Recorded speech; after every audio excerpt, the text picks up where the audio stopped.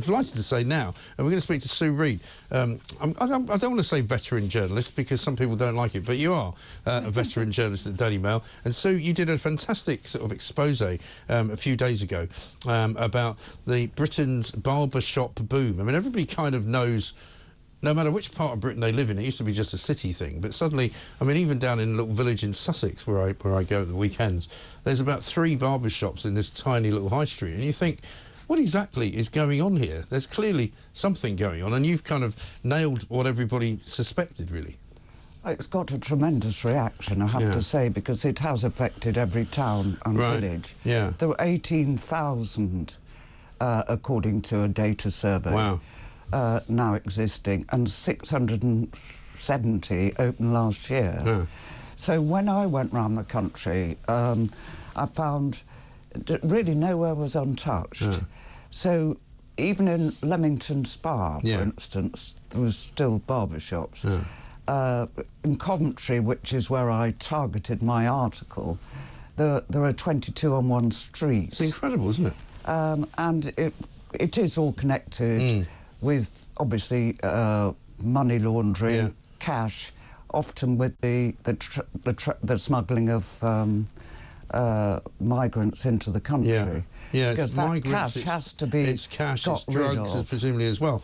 And I mean, a lot of these places, I remember seeing them starting to open up here a few years ago. There's never anybody in them. But I presume that the barber business is easy to launder money through, because you can't tell, nobody can really tell how many haircuts you're doing. Well, I'm told it works like this, and I'm not a tax expert, but I'm told that it works like this. The barber takes 10k turnover, say. He then declares to the revenue, to the HMRC, 60k. Right. And that's 50,000 of dirty money that's been laundered. It's never gone anywhere near the barbershop. Right. And the HMRC doesn't complain because it's been paid. The HMRC isn't going to say, where did this money come from? And so they'll take the tax off it? They'll take it. Yeah. The local council doesn't complain because they're getting the rates. Right. So there's nobody monitoring this, and of course Mr. Plod isn't on the high street anymore. No, but you don't have to even be walking around to know that this is a problem and this is something that's going on, and that surely there must be something suspicious about it. And it is also about the denigration of our high streets. I mean, the other thing is that people aren't going to the high street because it's full of candy stores, Turkish-style barbers. I mean, these aren't all run by... They're a copycat Turkish styles. A lot of them are Bulgarians, I've found. I don't know whether you found this, but there's a sort of a sizable... It's almost everybody, from Ethiopians to... Oh, is it? But many are Arabic-speaking, I have to say. OK. I didn't know, because the ones I've come across... The Kurds are very big, and of course the Kurdish are, and the NCA would say this, are huge in the channel smuggling. Right. But the channel smuggling is only what we see. That's visible. Yes.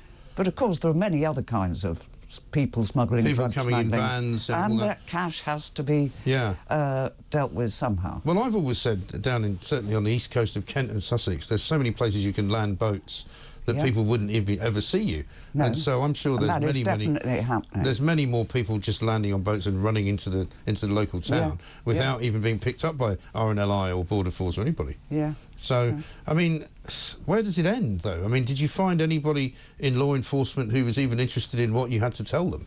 I think it's so embedded. We've allowed it to embed, like many of our other problems, and it's now almost...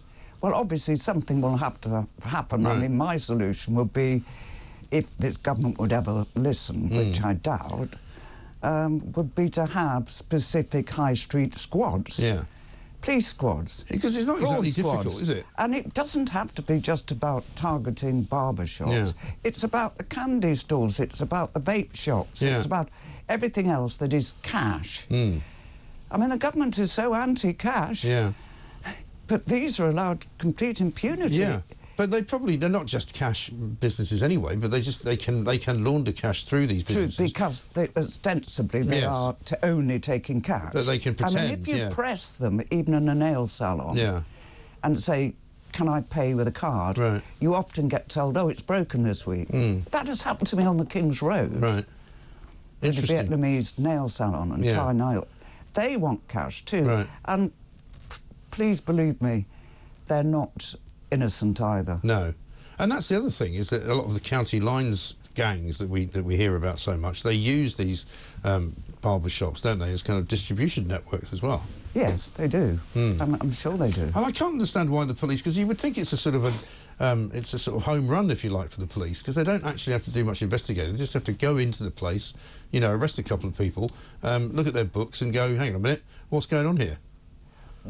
Well, it's a very dangerous arena. It may look all very nice, a smart barber shop, bright lights, smart staff, but it is dangerous. I mean, you were just discussing yeah, there was an incident just the other night in West London where the police were called to what was apparently a fight in the middle of the night, and what sounds like a sort of turf war between two rival gangs who both had barber shops on the same street.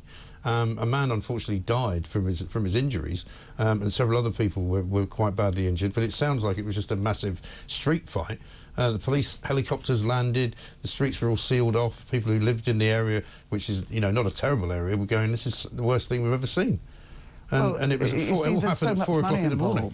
And there are gangs involved. It will have been turf war, it will have been a row about where the money was going through which barber shop. Or who was running which drugs into which street.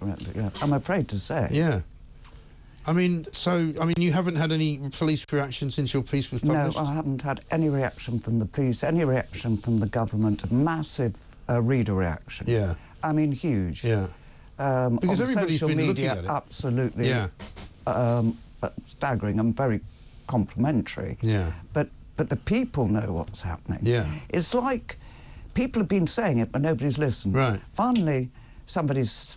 Well, I mean, I think I first started noticing... And people have said, well, it's happening here, it's happening here, it's happening here, it's happening here. It's, as you've said, you've got 4 in your... Yeah, well, I noticed it, I think, first about 6 years ago, when places started opening up around this area, and suddenly I would walk past, there was one particular one just downstairs, funny enough, it's not there anymore, and there was never anyone in there. And I occasionally did go in for a haircut, but I was always the only person being... Very good haircut. Yeah, and they had all these kind of, you know, fancy, you know, schmancy things like the fiery charcoal to put in your ears to burn, you know, the hair in your ears, and then they put a towel over you and give you a sort of hot towel massage. So it was kind of curious, but they were all Bulgarians of Turkish origin, as I discovered, you know, and now they've gone presumably somewhere else. Well, yes, certainly. I mean, there have been connections with the smuggling gangs. A guy last year who was, or very early last year, was sent down in Belgium for bringing in 10,000. He was a former barber. And the guy that they arrested just recently, who's from, I think he's a Kurd from Turkey, is the guy that Keir Starmer had his little speech about. It was as if he was the one man who was responsible for all of the smuggling. But yeah, I mean, it's a massive problem. I just can't understand why nobody wants to do anything about it. Because we never caught it early, and it collided with the decline of the high street. But the two are all connected. Right. Because who wants to go to a high street where you can't... I'm sorry to sound old-fashioned, but it's... A mum can't say to a daughter, let's go out shopping in the high street on Saturday afternoon as they used to. Yeah. Let's have a nice lunch. Yeah. You know, blah, blah, blah. Because in many high streets, nothing exists apart from... it's just charity shops and barbers. Yeah. And is it the same in Wales and Scotland, or just in England? I think Wales has got a problem, but only in certain areas, in the cities. Scotland definitely has a problem. Yeah. But I just didn't get into that. But the people have responded by saying, Dundee, I think, and Glasgow. And thousands of them. It's incredible, isn't it? And do you think they're all connected in terms of ownership? Is there a sort of a mass criminal sort of gang of people, or is it all individuals? I think rather like the smuggling gangs. Yeah. They're all, you know, I mean, you have to realise the Mr. Bigs of the smuggling gangs may be in Erbil. They may be in Paris. Very certainly in Essen in Germany. Yeah. But the guys down that chain, they don't... The guy on the beach... Sorry, this is my area of expertise, really. The guy on the beach pushing the migrants onto the boats, and sometimes at gunpoint, to get the money, to get the customers. He doesn't know who the beach commander is. The beach commander doesn't know who the area commander is. In Calais and Dunkirk, that person doesn't know who Mr. Big is in Paris. It's like a giant...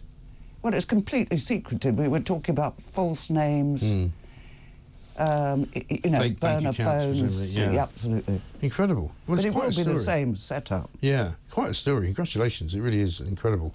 And if you haven't read it, you can read it. It's online now. You can still get it, can't you? Yes. So, yeah. Sue Reed, thank you very much indeed for coming in. Okay. Fascinating story. Journalist at the Daily Mail. Somebody I've known without meeting her, actually, for a very long time. So very good to finally meet you.